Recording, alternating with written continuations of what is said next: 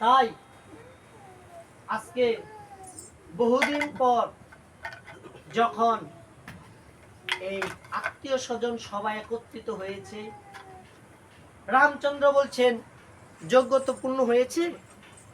আর হনুমান কি করেছেন?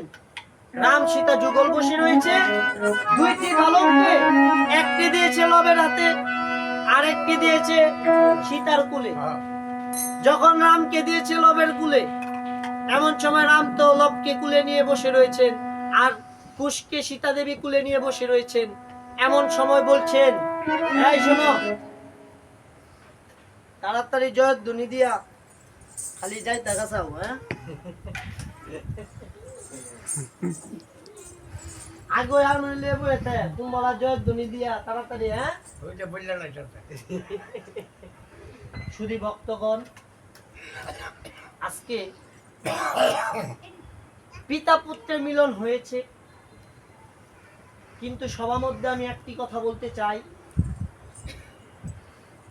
এই ধনঞ্জয় পোদ্দার, এবং একটু আগেই জানতে পারলাম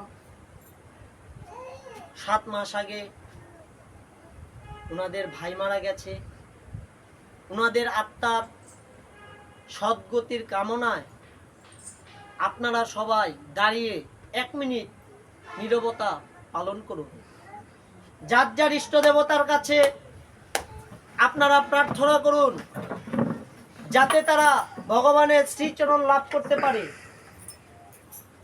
এবং আমরা বিশ্বাস করি যে আজকে রামায়ণে ওনাদের সেই আত্মা, পবিত্র আত্মা এখানে বসে রামায়ণ কীর্তন শুনছেন, এবং রামায়ণের শেষ ধ্বনিতে তারা বৈকুণ্ঠ ধামে তারা গমন করবেন। তাই সবাই 1 মিনিট নীরবতা পালন করুন।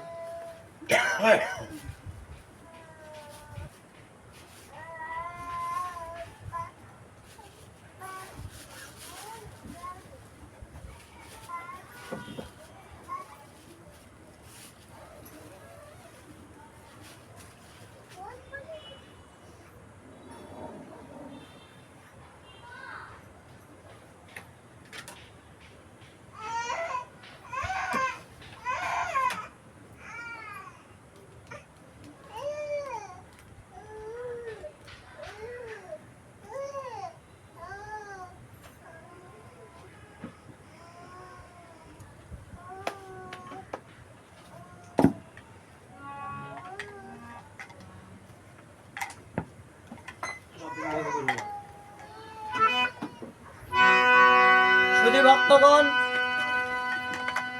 আজকে পিতা পুত্রের মিলন হয়েছে, তাই